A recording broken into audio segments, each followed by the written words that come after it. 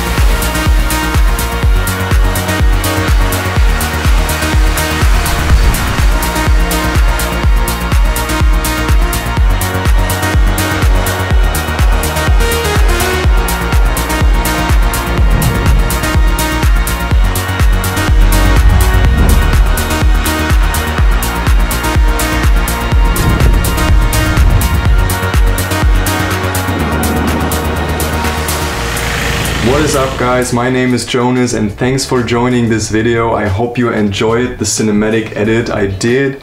There's actually a whole extended version on my channel. It's just uploaded with this video, so you can check it out right after this one. Let me explain you a bit how this thing works. I'm not going too much in depth because this would just blow up the entire video, so I just want to give you a little intro how this thing is working and build up. I decided to get a 5-inch ready-to-fly drone from iFlight, which is built with very durable carbon fiber materials, and opted for the digital DJI system, which is capable of sending me a very clean image directly to my digital FPV goggles. And all signals sent by my long-range Crossfire remote are being processed in the flight controller and then sent to the motors. The batteries are being strapped down with Velcro straps, and you need enough batteries because they just last 5 minutes. And then you just plug the battery into the drone and that will boot it up. So I just wanted to have a hassle-free peace of mind setup, and in this case the digital DJI system was the way I have chosen for myself. And a clean transmission and a clean image at all times helps you to achieve great results in your footage. So my journey basically started in the simulator, and this is a safe environment to train FPV flying, also cinematic FPV flying, without having the risk to actually lose or crash your drone. In this case I used the Drone Racing League simulator. It's available on Steam and it's such a playful tool to get a hang of how to fly FPV drones, like for instance landing precisely where you want to land, hitting gaps, carving around objects. And what I really admire as well is the realism and the variety of different maps to train FPV flying in a very cinematic way. So definitely something I really enjoyed. And then the cool thing is, if you get a controller like the TBS Tango, which I am using, you can use that as a USB remote controller as well. So this is probably the first thing you want to buy if you want to get into FPV. So after spending a lot of time in the simulator, I went to a local field close to my hometown and did my first flight.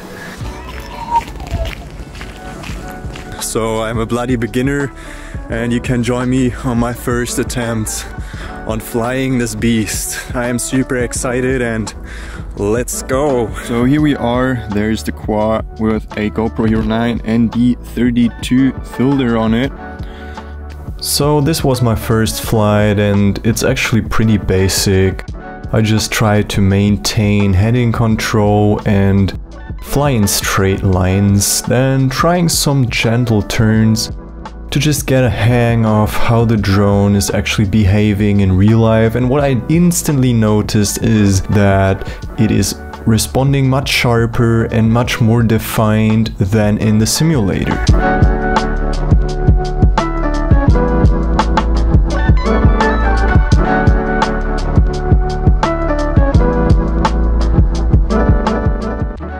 I also tried to do some first cinematic kind of movements, but as you can see, it's still quite choppy and not that smooth. Also, the footage is actually raw and not yet stabilized in real steady, so it would probably be much smoother after stabilization.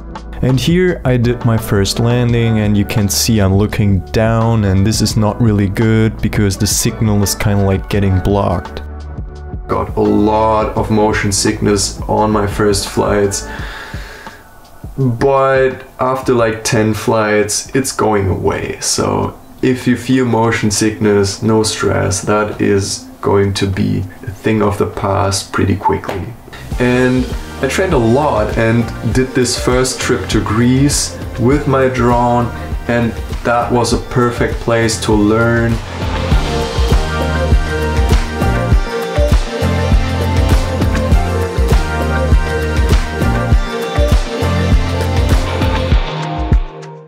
Greece was absolutely the perfect place to learn cinematic flying because the landscape is very rocky and there is not a lot of vegetation, which makes it easy to maneuver close to cliffs, rocks.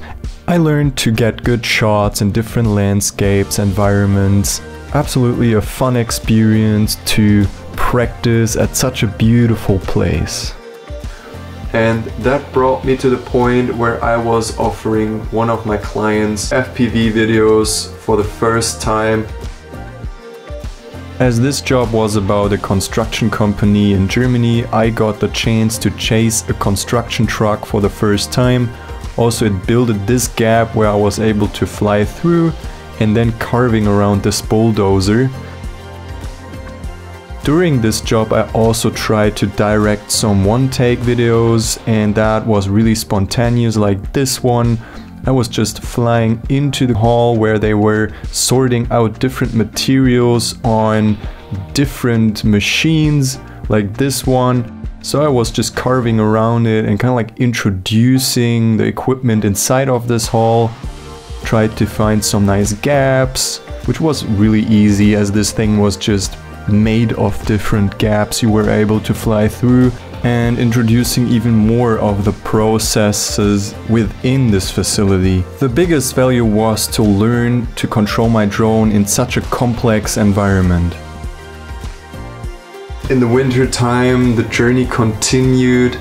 I did a trip to Hawaii and I had an amazing time there, because if you fly in different environments, you will find out that there are some sort of differences on how you can interact with the environment. For instance, flying through gaps which naturally build up. You see like trees building a perfect gap, or you see like a ridge line building a very nice composition, and you can dive down the ridge line. And I just collected a lot of footage for my own portfolio. Here you can see how I was diving down this waterfall, and that is where you get a lot of adrenaline rush, because you're just going down, rushing towards the ground. You get this ground rush, and super nice experience. I was first skeptical that my drone might fail because of the mist in the air interacting with the electronics, but this shot was more than worth the risk, right? This is how I actually convinced a luxury real estate in Mexico to work with me, and offered them a whole FPV drone video just for a free stay.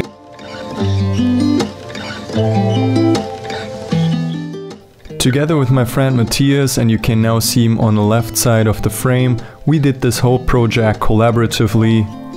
He focused on photography and filming, I focused on FPV drone flying and filming, and edited a whole cinematic video for this place. And if you're curious about the process and how we worked on it, make sure to leave a subscribe and hit the bell button to be updated when I will publish this vlog.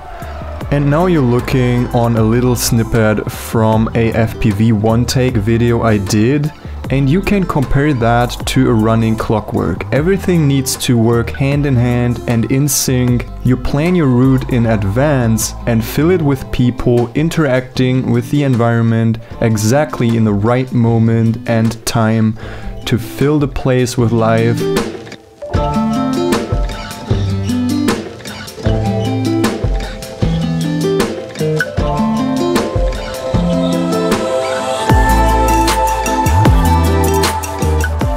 And here I also learned a more gentle and slower paced style of flying, which perfectly fits the luxurious environment of this real estate.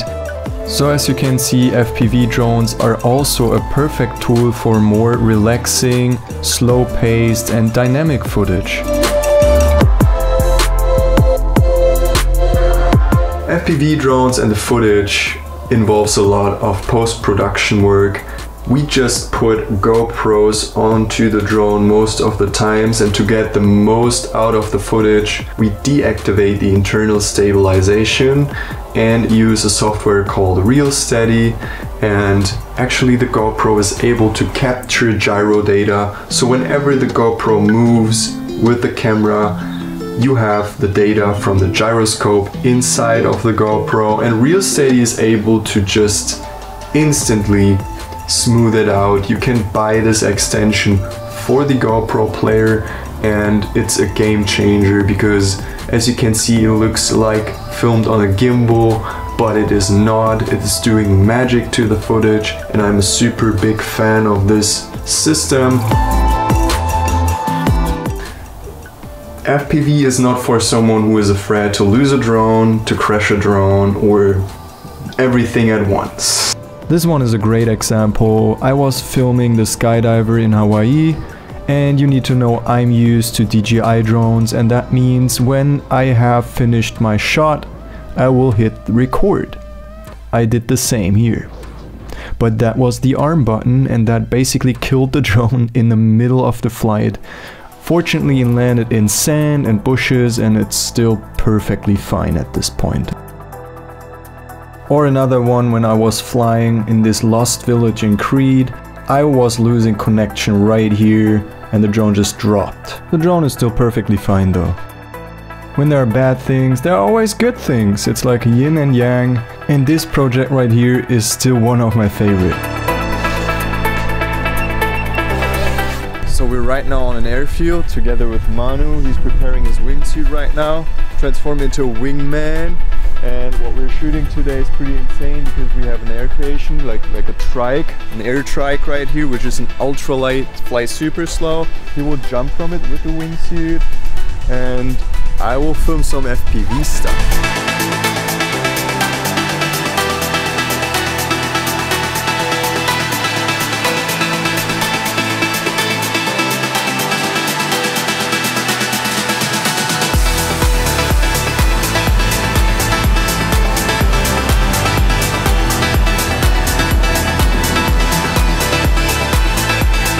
It's just a fact that I could combine my passion about skydiving with my passion about flying drones. All that at this beautiful coastline of Oaxaca in Mexico. Perfect conditions and a perfect place, learning to drone a parachutist until he lands on the beach. Filming the beauty of this planet with FPV drones opened up a completely new creative journey for me. So, what will be yours?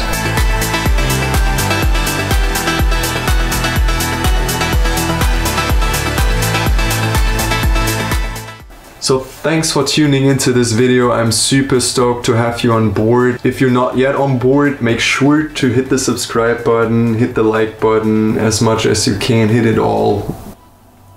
I don't know how many buttons. Turn your display around, hit the like button twice. You go on the dislike, or not. Don't do this. This is not good for the algorithm. But between the transmission, there's a fly going around all the time, so hope it's not distracting in the video, but it is what it is.